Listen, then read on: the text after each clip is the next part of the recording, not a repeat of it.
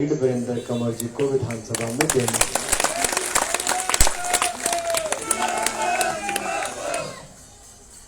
और किस लिए?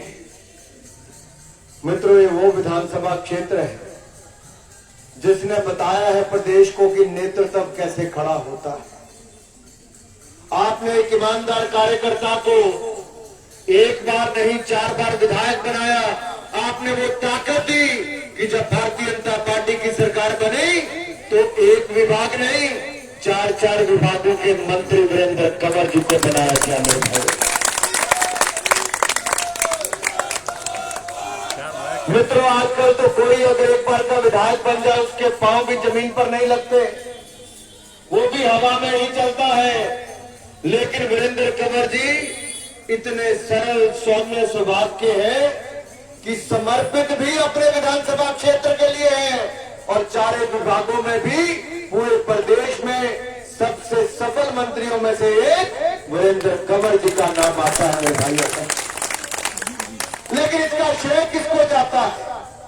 श्रेय जाता है हमारे यहाँ के कार्यकर्ताओं को, श्रेय जाता है यहाँ की जनता को, जिसने एक बार नहीं 4 बार वीरेंद्र कंवर जी के पीछे खड़े रहे और प्रदेश को एक ऐसा नेता दिया।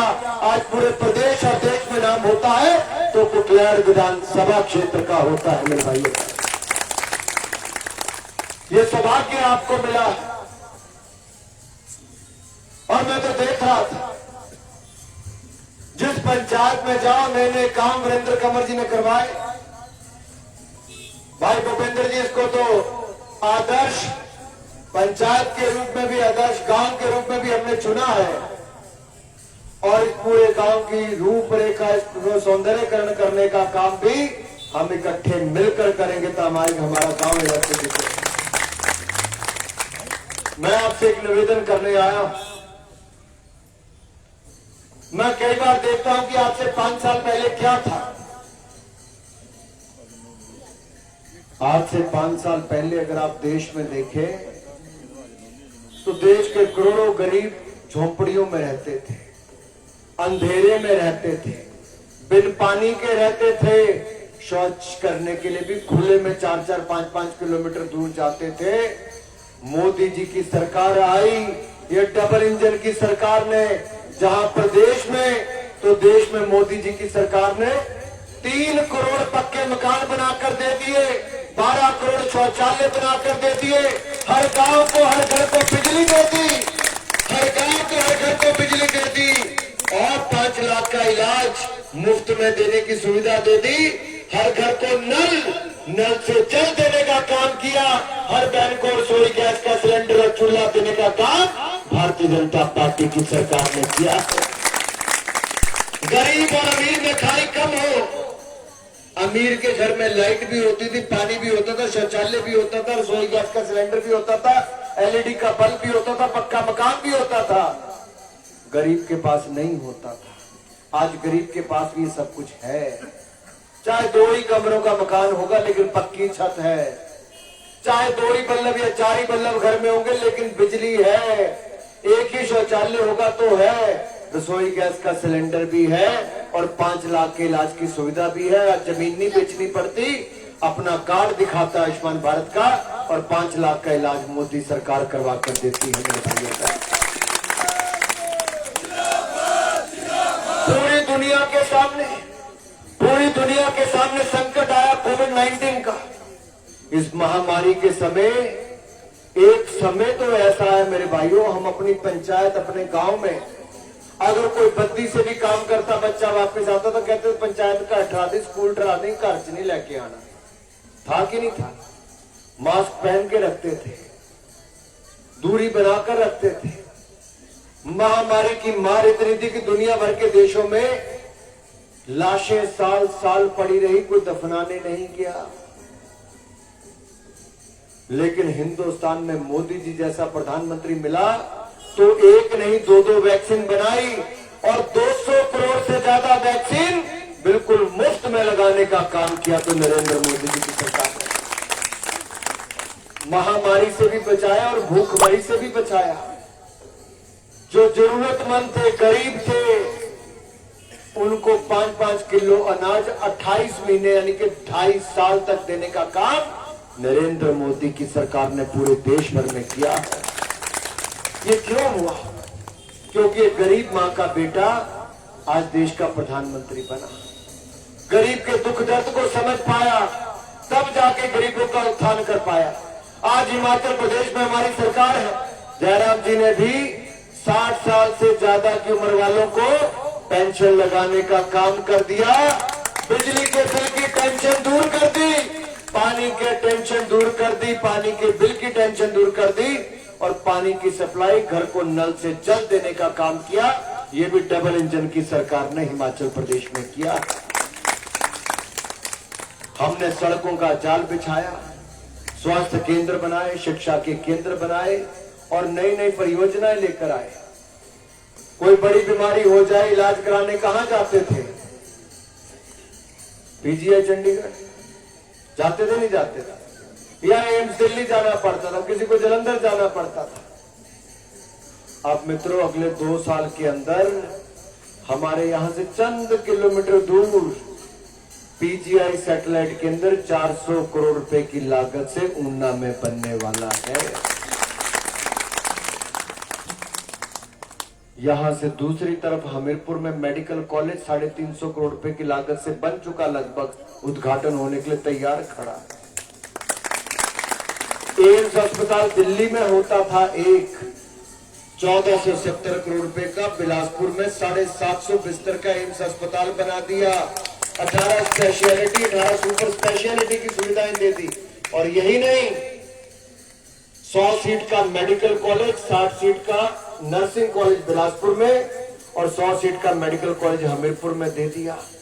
हमारे बच्चे मेडिकल की शिक्षा प्राप्त करने बाहर जाते थे, अब हिमाचल प्रदेश में 800 सीटें मेडिकल की कर दी। हमारे बच्चे डॉक्टर हिमाचल में बनने शुरू हो गए। पहले डॉक्टरों की कमी होती थी, अब डॉक्टरों का अंबार लगा हुआ। स्वास्थ्य केंद्र ज्यादा खुले, स्वास्थ्य की सुविधाएं ज्यादा मिली। ट्रिपल आईटी स्लो में ऊना में 200 करोड़ का बना दिया। हाइड्रो इंजीनियरिंग कॉलेज बिलासपुर में 180 करोड़ का बना दिया। 500 करोड़ की सेंट्रल यूनिवर्सिटी देहरा में और धर्मशाला में बना रहे हैं। एनआईटी हमीरपुर में बना दिया। मित्रों, स्वास्थ्य, सड़क, शिक्षा सबकी सुविधाएं करके दे दी। हमने रेलवे लाइन जो ऊना से लेकर दौलतपुर चौक तक भी पहुंचा दी। विद्युतीकरण, इलेक्ट्रिफिकेशन भी करवा दिया। देश की सबसे आधुनिक, सबसे तेज चलने वाली, सबसे सुविधाओं वाली वंदे भारत एक्सप्रेस जो देश में चौथी चली, देश में जो चौथी ट्रेन चली वो हमारे ऊना से चला कर दी। मेरे भाई और बहनों,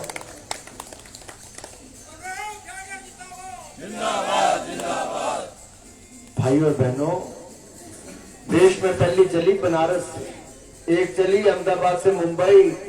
ऊने का नंबर तक किथे आना सी, पर तुहाडा चुने हुआ प्रतिनिधि पिछे रहने वाला नहीं।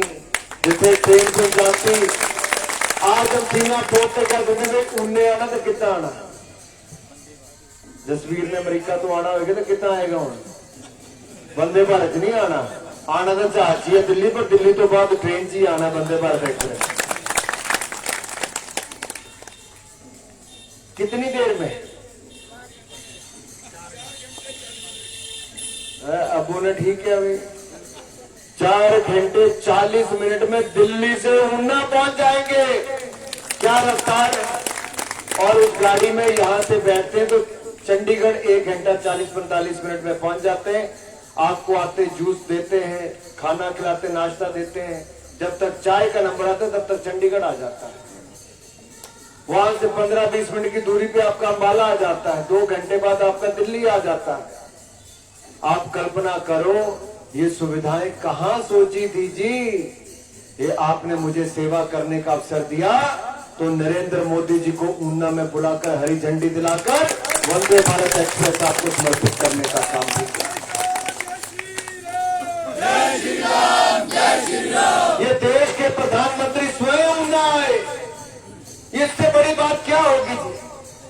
वंदे भारत एक्सप्रेस समर्पित करने देश के प्रधानमंत्री आए, एम्स समर्पित करने देश के प्रधानमंत्री आए, IIT ऊना समर्पित करने से का प्रधानमंत्री आए, और जब PGI सैटेलाइट केंद्र 2 साल में बनेगा, नरेंद्र मोदी जी को बुलाकर उसको भी समर्पित करने का काम किया जाएगा। मित्रों, दिल्ली से मोदी जी ने कमी नहीं रखी, कुटलाड़ में वीरेंद्र कंवर जी ने कमी नहीं रखी। अब हमारा समय चिताड़ा से जितनी लोकसभा में चुनाव में आपने लीड दी थी, उससे ज्यादा लीड वीरेंद्र कंवर जी को दिलाएंगे, फिर एक बार विधायक बनाएंगे मेरे भाई और बहनों।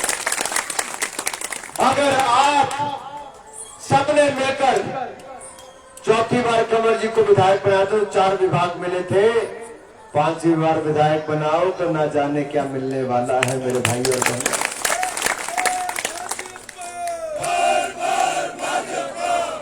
ये कार्यकर्ता और जनता की ताकत के कारण और आपके एक ईमानदार नेता के कारण, जिसने कुटलैहड़ का मान सम्मान बढ़ाया है। गोविंद सागर झील तो पहले भी थी, पर्यटन केंद्र नहीं था, कंवर जी ने करोड़ों रुपए खर्च करके बना दिया। मिनी सचिवालय बना दिया। मुझे कहा इंडोर स्टेडियम चाहिए, 6 करोड़ रुपए की लागत से बंगाणा में इंडोर स्टेडियम भी बनाने का काम हमने शुरू कर दिया है।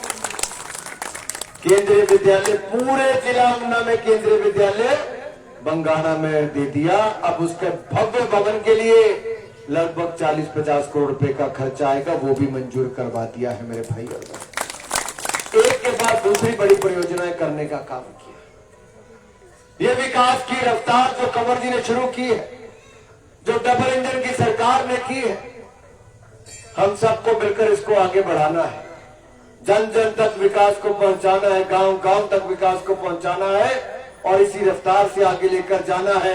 ये विकास की रफ्तार है जो कोविड के समय भी आत्मनिर्भर भारत बनाने की मोदी जी ने बात कही। ये जो मोबाइल फोन राजू जी के हाथ में है, ये मोबाइल फोन कभी विदेश से बनकर आता था। भारत दुनिया में दूसरा सबसे बड़ा आयात करने वाला था। मोदी जी ने आत्मनिर्भर भारत की बात कही, हिंदुस्तान में मोबाइल फोन बनने शुरू हुए। आज 100 करोड़ मोबाइल फोन हमने एक्सपोर्ट कर दिए हैं।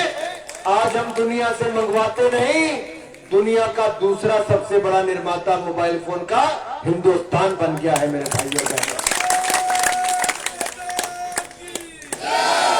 जो लड़ाकू विमान, आधुनिक हथियार, टैंक से लेकर मिसाइल तक पहले दुनिया से लेने का काम होता था, आज विक्रांत जैसा शिप जो युद्ध पोत है वो भी हिंदुस्तान ने अपने आप बनाया है। लड़ाकू विमान खुद बना रहा है, आधुनिक हथियार भारत बना रहा है, ब्रह्मोस जैसी मिसाइल खुद बना रहा है, राफेल विमान भी हिंदुस्तान में बनेगा। ये भी हिंदुस्तान ने अपनी ताकत करने का काम शुरू किया है। ये आधुनिक भारत आत्मनिर्भर भारत के आधार पर बन रहा है। ये स्वच्छ भारत के माध्यम से सुंदर और सशक्त भारत बन रहा है। ये नए भारत की तस्वीर नरेंद्र मोदी जी के हाथों लिखी जा रही है। कभी योग को पूरी दुनिया अपनाती है, आज सोमनाथ धाम बनी, केदारनाथ धाम बनी, काशी विश्वनाथ धाम बनी, अब अयोध्या धाम भी बनकर अगले साल तैयार हो जाएगी मेरे भाइयों बहनों।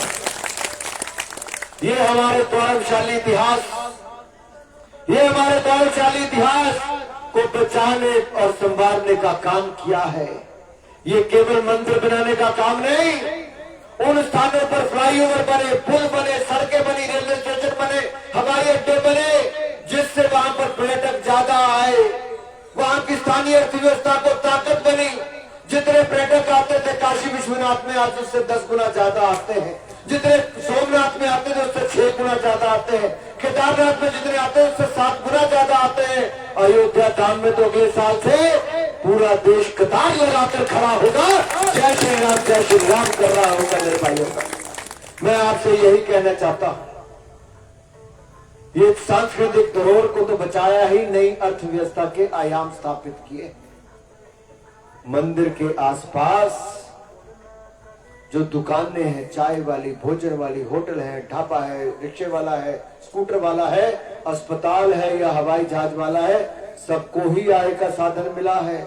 चिंतपूर्णी माता के आते हैं तो होता कि नहीं होता कुछ, अर्थव्यवस्था को बल मिलता नहीं मिलता। ऐसे ही वहां पर भी बल कई करोड़ों लोगों के आने से कितना मिलता होगा। हमारे तो पूरे साल में 30 लाख आते हैं, वहां तो एक दिन के 30 लाख आते हैं, तो सोचो कितना आता होगा। देश का नाम दुनिया भर में ऊपर भी किया। इसलिए मित्रों, ये डबल इंजन की ताकत को और मजबूत करना है, कंवर साहब को और ज्यादा मतों से जिताना है। जताड़ा में भी कमल का बटन दबाकर 5 लाख कंवर जी को विधायक बनाना है। आप सब जुड़े, शानदार कार्यक्रम दिए, आप सबका बहुत बहुत धन्यवाद। जय भारत, जय हिमाचल।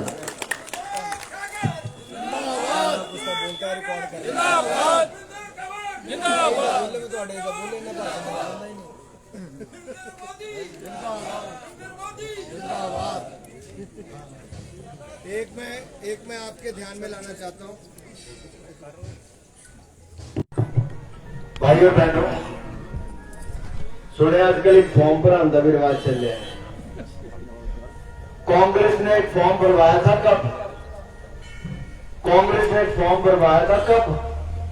2012 में, और कहा था कि हर परिवार को एक सरकारी नौकरी देंगे। तो अड्डे तो मिल गई है चिताड़े सारे। कांग्रेस ने कहा था ना, समय फॉर्म भरा था कि एक सरकारी नौकरी घर से एक को देंगे। मिल गई? नहीं मिली ना।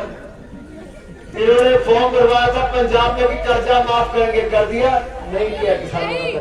नौकरी का भी फार्म, ये कांग्रेस वाले फॉर्म ही भरवाते हैं, बाद में भूल जाते हैं। आजकल कोई और फॉर्म पर रुपये देने की बात करते हैं। ये गुमराह करते हैं, कुछ नहीं देते हैं। देने वाले हम हैं। हमने पेंशन भी 60 साल वालों को लगवा दी और बिजली के और पानी के बिल भी माफ करवा दिए। भाइयों बहनों, भारतीय जनता पार्टी जिसने किया, 5 लाख का इलाज भी करा दिया, मुफ्त में अनाज भी 5-5 किलो दे दिया, मुफ्त में वैक्सीन भी लगा दी। ये कांग्रेस वाले तो कोविड के टाइम पर नजर नहीं आए, तब भी भारतीय जनता पार्टी ही आपके साथ खड़ी नजर आई है। इसलिए इनके ऊपर विश्वास न करें, फॉर्म कितने नहीं जाने ना दे।